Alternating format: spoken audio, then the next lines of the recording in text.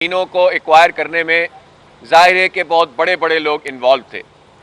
हम हैरान हैं कि जिस वक्त ये ज़मीनें एक्वायर की जा रही थीं तो उस वक्त कोई कौम परस्त सामने नहीं आया, उस वक्त किसी ने दावा नहीं किया, बल्कि बड़े बड़े वडेरे और जागीरदार और हुकूमत के अहलकार, और उस वक्त भी पीपल्स पार्टी की हुकूमत थी जब ये बड़े पैमाने पर सब कुछ हो रहा था, तो बड़े बड़े लोग इसके अंदर इन्वॉल्व थे और ज़मीनें हासिल की गई और ये प्रोजेक्ट लॉन्च किया गया।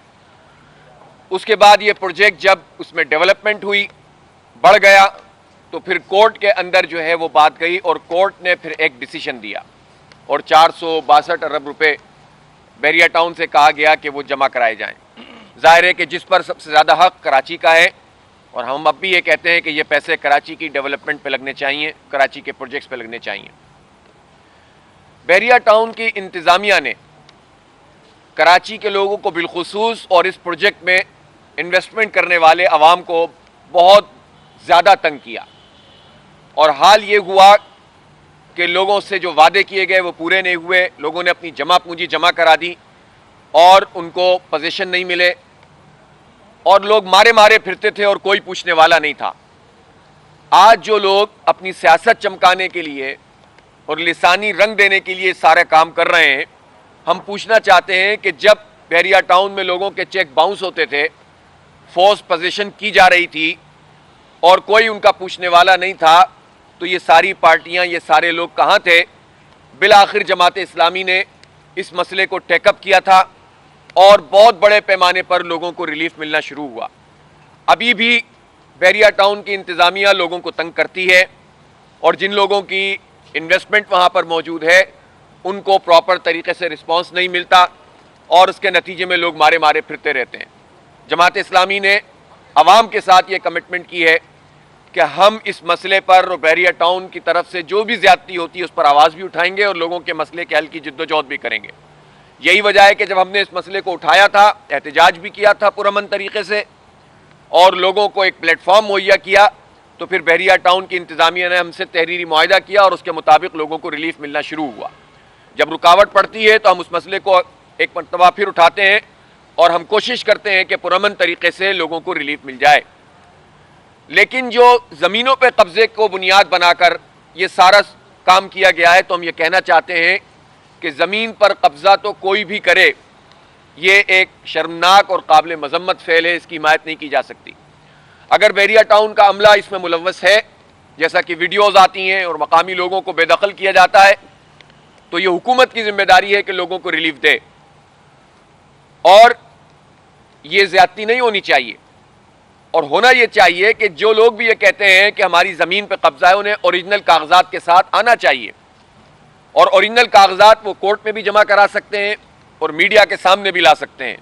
होता यह है कि चूंकि हमारे यहाँ वडेरा शाही का और जागीरदारी का और डाकुओं के राज का एक निज़ाम इस पूरी बेल्ट के अंदर मौजूद है, तो बड़े बड़े लोग बड़े बड़े डाकुओं के साथ अंडरस्टैंडिंग बनाकर जो गरीब लोग हैं उनका इस्तेसाल करते हैं, उनको थोड़े थोड़े पैसे देकर रवाना कर देते हैं और बड़े पैमाने पर इस तरह ज़मीनों पर कब्जा करने वालों के साथ डील कर लेते हैं। मैं पूछना चाहता हूं कि उस वक्त ये सारे लोग कहां थे जो आज लोगों को जला रहे थे?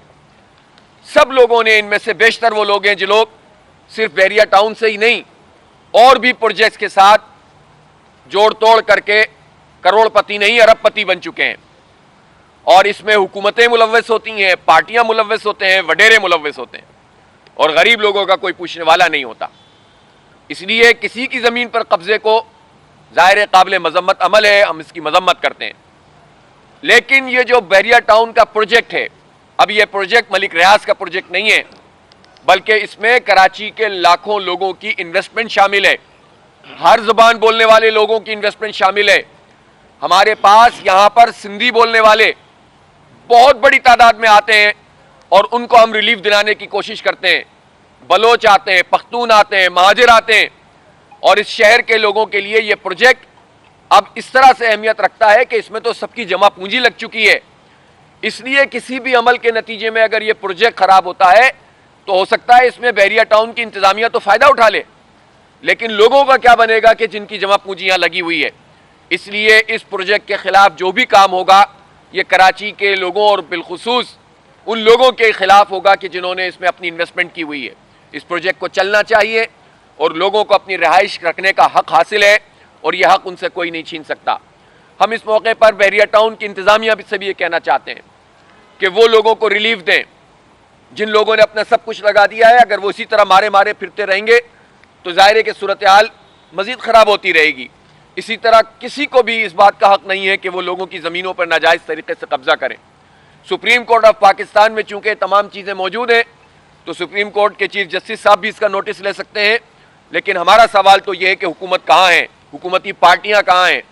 लोग रुलते रहे, फिरते रहे, दर दर की ठोकरें खाते रहे और ये पार्टियां समझौता करके, हिसाब किताब करके लोगों के इन मसाइल को उजागर नहीं करती थीं। वफाक में शामिल जमातें, सूबे में शामिल जमातें जाहिर है कि उस मौके पर सामने नहीं आई कि जब लोगों के चेक बाउंस हो रहे थे और जमा पूंजी तबाह हो रही थी। इसलिए लिसानियत का रंग देना, इसको सिंधी महाजिर मसला बनाना, इसमें सिंधु देश के नारे, मुल्क दुश्मन नारे लगाना, इसमें लिसानी सियासत को हवा देना, ये किसी सूरत में भी हमारे शहर के लिए, हमारे सूबे के लिए, हमारे मुल्क के लिए अच्छा नहीं है, काबिल कबूल नहीं है। और इस मौके पर लॉ इन्फोर्सिंग एजेंसीज़ का भी मैं मुतालबा करता हूँ कि वो भी अपना रोल डिफाइन करें कि जब हम देखते हैं कि बहुत सारी चीज़ों में आपके पास इख्तियारात होते हैं तो उन इख्तियारात का इस्तेमाल कब होगा। करोड़ों रुपए एक एक ऑफिस से लूटे हैं आज लोगों ने, एटीएम मशीन तक जो है निकालने की कोशिश की गई है, किस तरह गाड़ियों को तोड़ा फोड़ा गया है, किस तरह आग लगाई गई है और दंदनाते फिरे हैं लोग और कोई पूछने वाला नहीं था। इसलिए हम ये समझते हैं कि ये जो ज्यादती हुई है ये इसका इजाला होना चाहिए, इसकी कंपनसेशन होनी चाहिए। ये कंपनसेशन बहरिया टाउन की इंतजामिया को भी करनी चाहिए कि वो तो कहते हैं कि यहाँ पर हमने सेफ जो है वो इलाका बनाया है, सिक्योरिटी के हवाले से जो काम है उसके पैसे इनकॉर्पोरेट होते हैं उन सारे पैसों के अंदर जिसमें लोग अपने प्लॉट खरीदते हैं।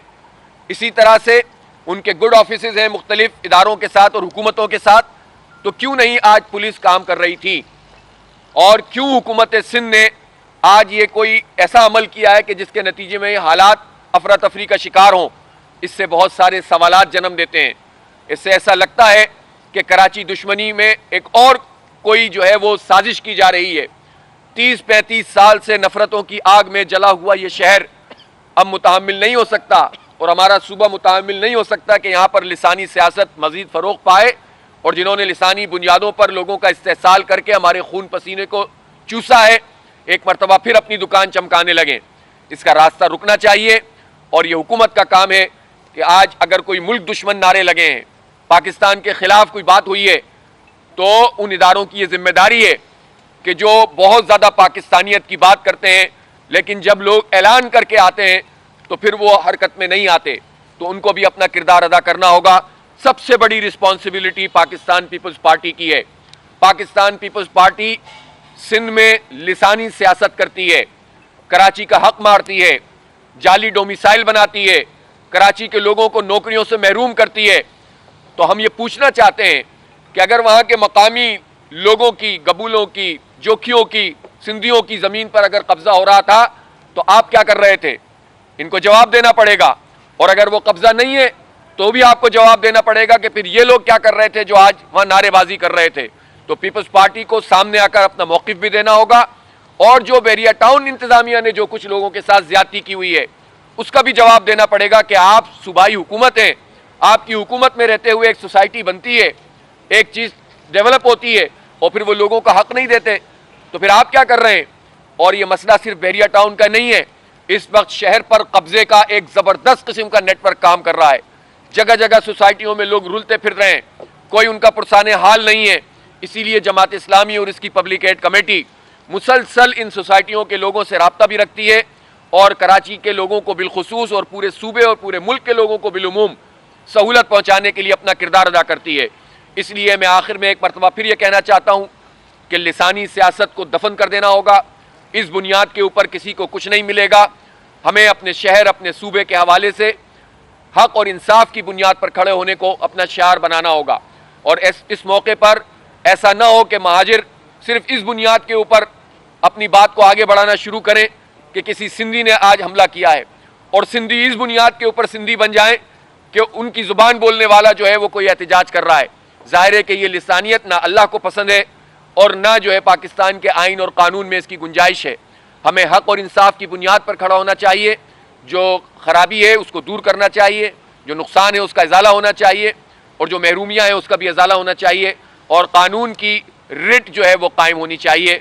तो हमने इसलिए आज अपना मौक़िफ़ देना हंगामी तौर पर ज़रूरी समझा है कि जमात इस्लामी कराची की अहम तरीन जमात है, इसने कराची को डेवलप किया है, इसने कराची की तामीर और तरक्की में अपना किरदार अदा किया है। जमात इस्लामी कराची के लोगों के मसाइल के हल के लिए हक तो कराची तहरीक चला रही है और जमात इस्लामी ने बहरिया टाउन के मसले पर उस वक्त आवाज़ उठाई जब कोई पार्टी और कोई कौम परस्त आवाज़ उठाने के लिए तैयार नहीं था और सब बिके हुए थे। उस वक्त हम लोगों का मसला लेकर उठे थे और आज भी हम अपनी जगह पर खड़े हुए हैं और इंशाअल्लाह लोगों के मसाइल के हल तक हमारी जिद्दोजहद जारी रहेगी। मुझे पता चला है कि आज KTN के कैमरामैन को भी तशद्दुद का निशाना बनाया गया है। मैं इसकी मजम्मत करता हूँ। KTN ज़ाहिर है कि हमारा मीडिया का एक ग्रुप है जो कि लोगों तक अपनी बात पहुँचाता है, तो उसके अगर कैमरामैन अरशद के साथ मुजाहिरीन ने या किसी भी मुल्क दुश्मन अनासिर ने, मीडिया दुश्मन अनासिर ने कोई काम किया है तो हम इसकी शदीद मजम्मत करते हैं। छुट्टी का दिन था, वहाँ विजिटर्स गए हुए थे, उनको मारा पीटा है, विजिटर्स और दुकानें जलाई।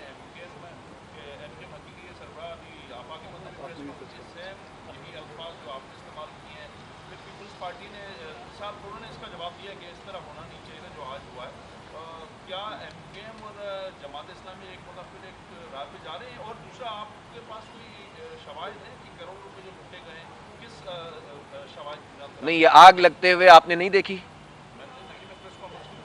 नहीं, आप कवर कर रहे थे, लेकिन आप सोशल मीडिया तो इस्तेमाल करते हैं ना।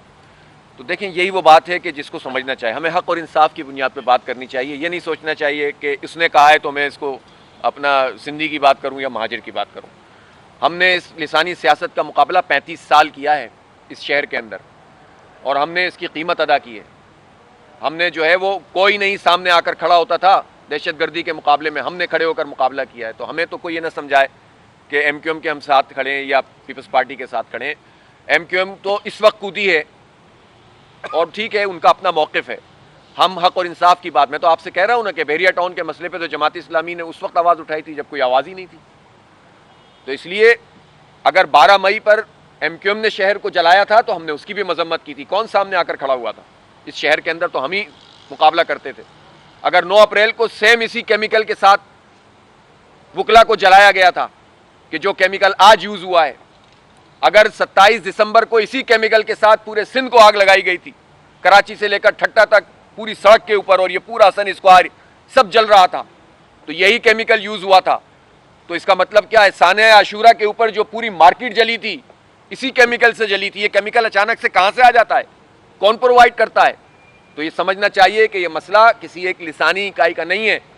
ये मसला मुल्क दुश्मन लोगों का मसला है जिनका आपस में एक इत्तेहाद है और वो अपने अपनी बारी के ऊपर मुल्क को और शहर को और सूबे को नुकसान पहुंचाते हैं। ठीक है जनाब, कोई और सवाल नहीं है? ठीक होगी। ठीक। आज देखें, ऐसी बात नहीं है, आपने जो सवाल किया है, आज बहुत सारे विजिटर्स वहां गए हुए थे। इतवार के दिन लोग जाते हैं वहां पर, हमें बराह रास्त मुझे फोन करके लोगों ने बताया है। जाहिर है इस वक्त पोजीशन ऐसी है, किसी का नाम लेना भी अजीब सा है। मुझे लोगों ने फोन करके बताया है, मैसेजेस मेरे पास मौजूद है व्हाट्सएप पे, जिन्होंने जो है वो खुद बताया कि हमारे साथ क्या सलूक किया गया। तो इसलिए ये तो बदतरीन सूरत हाल। 2,500 फैमिलीज वहाँ रहती है। जी बिल्कुल, हम तो अभी कह रहे हैं ना, अभी तो हम आज प्रेस कॉन्फ्रेंस में मुतालबा कर रहे हैं। ये इजाला करना हुकूमत की नंबर 1 जिम्मेदारी है और बहरिया टाउन की इंतजामिया की भी जिम्मेदारी है। इसमें जो भी कानून, हम तो पहले भी जो है वो कानूनी तौर पर जितनी चीज़ें हैं सबको टेकअप करते हैं। इसमें जो लोगों की मदद की ज़रूरत पड़ेगी, हमारी पब्लिक एड कमेटी और कानूनी उमूर की कमेटी इस पर काम करेगी इंशाअल्लाह।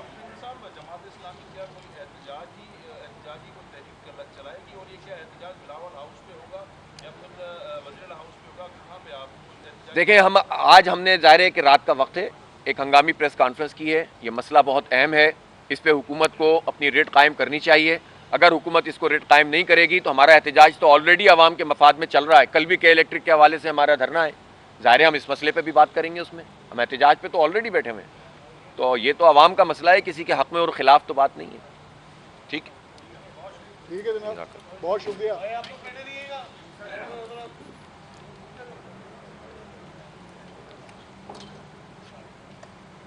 ठीक है चीज़ें कवर हो गई सब।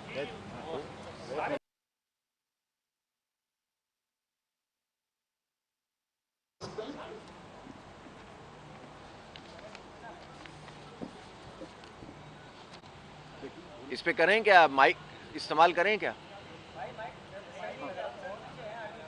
सही आ रही है? हाँ वैसे ये है, कर लीजिए। ये ठीक है। ये जब आगाज करें शामी का मौका भी उस पर कायम किया जाए, इसलिए हंगामी तौर पर आप हजरात को अपने यहाँ पर जहमत दी है। हम शुक्रगुजार हैं आपके कि बर वक्त और बहुत जल्दी के अंदर आप तशरीफ लाए यहाँ पर। बहरहाल मैं हाफिज़ नईमुर रहमान साहब रहूँ जमात इस्लामी कराची से दरख्वास्त करता हूँ कि वो प्रेस कॉन्फ्रेंस खिताब करें। बहुत हम हाफिज़ नईमुर रहमान साहब अमीर जमात इस्लामी कराची। बिस्मिल्लाहिर्रहमानिर्रहीम। आज कराची में बहरिया टाउन में जो बंद कर, मैंने खुद बंद किया, दोबारा शुरू करेंगे। थोड़ा पीछे से करेंगे बिस्मिल्लाहिर्रहमानिर्रहीम। आज बहरिया टाउन में जो वाक़या पेश आया है वो बहुत अफसोसनाक है, शर्मनाक है और काबिल मज़म्मत है। जिस तरह वहाँ आवाम की प्रॉपर्टी पर हमला किया गया, करोड़ों रुपए की लूटमार की गई, आग लगाई गई और वो लोग कि जो ये सब काम कर रहे थे दंदनाते फिर रहे थे और कोई उनको पूछने वाला नहीं था, इसने तमाम कराची के लोगों में एक अजीब व गरीब किस्म का खौफ पैदा कर दिया है, सरासीमगी पैदा कर दी है कि जहाँ वो सूबा और वो शहर के जहाँ पुलिस मौजूद है, रेंजर्स मौजूद है, कानून नाफिज करने वाले इदारे मौजूद हैं, अनाउंस करके एक मुजाहिरा रखा जाए और फिर वो मुजाहिरीन इस तरह से आकर तोड़ फोड़ करें, लोगों के इमलाक को नुकसान पहुँचाएँ, करोड़ों रुपए की लूटमार करें, तो इससे सवालिया निशान वाज़े तौर पर हुकूमत के ऊपर आता है कि ये हुकूमत कहाँ है, उसकी रिट कहाँ है। और जबकि हमें ये बात मालूम है कि DIG के ऑफिस से ये लेटर जारी हुआ था कि जिसमें पुलिस की डिप्लॉयमेंट की गई थी, पुलिस तमाशा देखती रही और लोग लुटते रहे और आग लगती रही। बहरिया टाउन का मसला बहुत अहम मामला है। जब बहरिया टाउन यहाँ पर आबाद हो रहा था तो उस वक्त इसके आबाद करने में, इसकी ज़मीनों को एक्वायर करने में ज़ाहिर है कि बहुत बड़े बड़े लोग इन्वॉल्व थे। हम हैरान हैं कि जिस वक्त ये ज़मीनें एक्वायर की जा रही थीं तो उस वक्त कोई कौम परस्त सामने नहीं आया, उस वक्त किसी ने दावा नहीं किया